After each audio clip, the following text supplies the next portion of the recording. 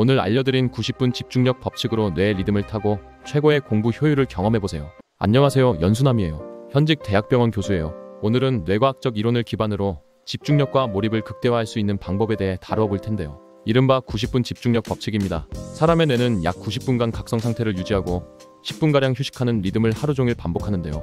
이를 초일주기 리듬이라고 합니다. 하루 단위로 유지되며 일반적으로 생체 리듬이라 불리는 일주기 리듬과 구분해 그렇게 부르는데요.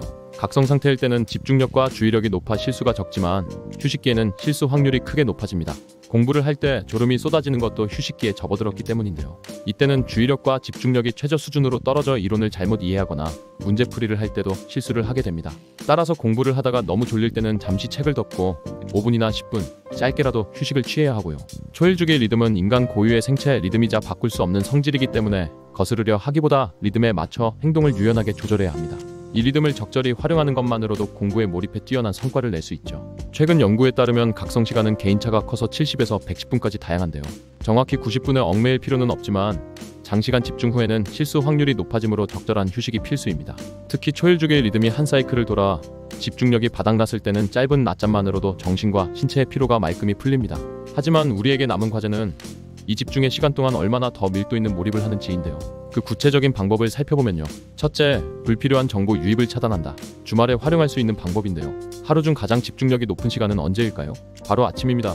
사람의 뇌는 기상 직후 2~3시간 동안 가장 높은 집중력을 발휘하는데요. 즉, 공부하기 가장 좋은 때는 오전 9시 정도로 이 시간은 뇌가 가장 효율적으로 정보를 처리할 수 있는 골든타임입니다. 밤새 충분히 휴식을 취한 뇌가 마치 아무것도 올려놓지 않은 책상처럼 깨끗하게 정리된 상태이기 때문이죠. 아침에 뇌는 피로를 회복하고 가장 활발한 상태입니다. 그러므로 고도의 집중력이 필요한 공부는 오전 중에 모두 끝내고 오후로 넘어가지 않도록 일정을 잘 관리하기만 해도 효율성을 크게 높일 수 있죠. 이때 초일주기의 리듬을 딱 2번 타서 최고의 효율로 치고 나오는 거예요. 초일주기의 리듬을 타는 동안 최고의 효율을 내기 위해선 불필요한 정보 유입을 차단하는 건데요. 일어나자마자 쓸데없이 스마트폰, TV 보기, 이메일 확인 등을 하지 말고 바로 책상에 앉는 겁니다. 어느 정도 집중의 시간을 보내고 나면 그때 비로소 보고 싶은 걸 보고 휴식도 취하면서 뇌를 리셋하는 것이죠. 둘째, 작업 기억을 효율적으로 활용하라. 집중력을 결정하는 첫 단추는 바로 작업 기억력인데요. 작업 기억은 뇌가 정보를 받아들이는 입구와 같습니다. 이는 집중의 시작점이자 정보 처리의 핵심 메커니즘으로 그 특성을 이해하는 것이 무엇보다 중요하죠. 작업 기억은 뇌로 들어온 정보를 잠시 보관하며 해당 정보를 바탕으로 사고, 계산, 판단 등의 작업을 수행하는데 이런 정보 처리에 걸리는 시간은 최대 30초 정도로 매우 짧습니다. 잠시 기억했다가 정보 처리가 끝나면 바로 삭제하고 다음 정보를 받아들여 새롭게 저장하기 위해서인데요.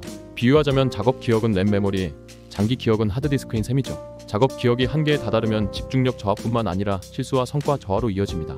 따라서 이를 효과적으로 관리하고 강화하는 기술이 필요한데요. 이는 다시 5가지로 나뉩니다. 바로 살펴보면요. 첫째, 7시간 이상 숙면을 취한다. 작업 기억력을 100% 발휘하려면 반드시 7시간 이상 숙면을 취해야 하는데요. 의사들을 대상으로 진행한 어느 연구에 따르면 잠이 부족한 의사는 잠을 충분히 잔 의사보다 같은 일을 끝내는 데 걸리는 시간이 14% 이상 더 길었고 실수가 발생할 확률은 20% 이상 높았다고 합니다. 특히 6시간 이하로 자면 인지력이 눈에 띄게 저하되므로 주의해야 돼요. 둘째, 운동의 중요성은 100번 강조해도 지나침이 없다. 운동은 작업 기억의 정보 처리 속도를 높일 뿐만 아니라 주의력과 기억력을 향상시키고 치매도 예방하는데요. 유산소 운동과 근력 운동 둘 다 뇌의 움직임을 활발하게 하며 적절히 조합하면 효과를 극대화할 수 있습니다. 집중력을 높이고 싶다면 강도 높은 운동을 일주일에 2에서 3회, 한 번에 30에서 45분 정도 꾸준히 하는 것이 좋은데요. 운동은 즉각적으로 효과가 나타나는 방법으로 가볍게 30분 정도 뛰는 것만으로 작업 기억력이 향상된다는 연구 결과도 있습니다. 물론 순간적으로 향상된 능력은 몇 시간 뒤에 원래대로 돌아오지만 습관을 들여 3개월 이상 꾸준히 운동하면 뇌 신경세포에서 분비되는 단백질인 뇌의뢰 신경영양인자 BDNF가 나와 뇌가 손상을 회복하고 기능을 개선하는 데 도움을 주죠. 운동은 가장 효과적인 뇌 훈련법이라고 할 수 있습니다. 셋째, 독서를 꾸준히 하라. 오사카 대학교에서 인지심리학을 연구한 오사카 마리코 교수는 대학생 50명을 대상으로 작업 기억 용량과 독해력의 연관성을 연구했는데요. 그 결과 작업 기억 용량이 큰 학생은 단순 독해력뿐만 아니라 글 전체의 논지를 파악하는 문해력도 상대적으로 높다는 결과를 도출했습니다. 또한 독서 과정에서 전후 맥락을 연결하는 작업이 전두엽을 자극해 작업 기억이 향상된다는 연구 결과도 있는데요. 책을 읽으면 머리가 좋아진다는 말이 과학적으로 증명된 셈입니다. 독서는 작업 기억력을 키워주는 좋은 습관이에요. 넷째, 새로운 분야를 공부하고 암기하라. 뇌는 무언가 이해하고 기억하려 할 때 자극을 받습니다. 들은 것을 잊지 않으려는 사고의 흐름은 그 자체로 작업 기억 훈련이 되는데요. 이를테면 새로운 영어 단어를 외우는 것처럼 말이에요. 요즘은 스마트폰으로 무엇이든 검색할 수 있어 과거에 비해 열심히 외울 필요가 없어졌지만 새로운 분야를 학습하고 암기하는 습관은 작업 기억력 개선에 도움이 됩니다.